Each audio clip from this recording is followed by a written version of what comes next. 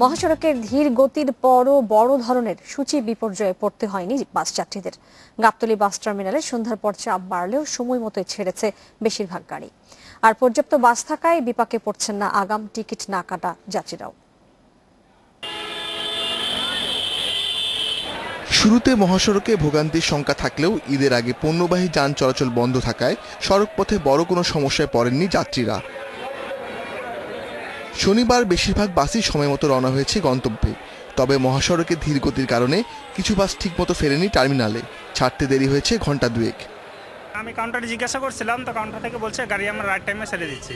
ভালোই লাগতেছে, গাড়ি সময় মতো আয় তারও ভালো লাগবো। বেশিরভাগ পোশাক কারখানা ছুটি হওয়ায় সন্ধ্যার পর চাপ বাড়ে গাবতলী বাস টার্মিনালে।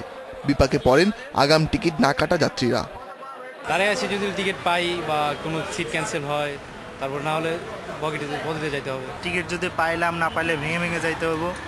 এখান থেকে ঘাটে যাব, ঘাটের থেকে আবার ওপার থেকে আরেকটা গাড়িতে আবার বাড়িতে যাব। তবে মালিক শ্রমিকরা জানাচ্ছেন পর্যাপ্ত বাস থাকায় টিকিটের সংকট হবে না। আজকে আমাদের শিডিউল ঠিকমতোই যাচ্ছে, সকাল থেকেই এখন পর্যন্ত কোনো সমস্যা হয়নি। আশা করি প্রশাসন যদি এভাবে কাজ করে তাহলে কোনো সমস্যা হবে না।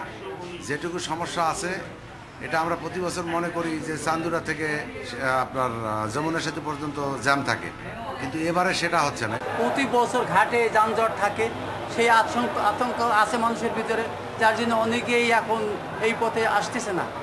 তারপর আজকের যে এখনকার এবছর এই ঈদের যে ঘাটের অবস্থা খুব ভালো, কোনো রকম সমস্যা নাই। দু একদিন আগে ছিল যদিও, এখন ওই ট্র্যাক বন্ধ করে দেওয়ার পর আর কোনো সমস্যা নেই। বৃহস্পতিবার রাত থেকেই স্বজনদের সঙ্গে ঈদ করতে ঢাকা ছাড়ছেন নগরবাসী। আর তাদের সংখ্যা প্রায় 60 লাখ বলে জানাচ্ছে বাংলাদেশ পরিবেশ আন্দোলনের জরিপ। Ashik Hossain, Independent News, Dhaka.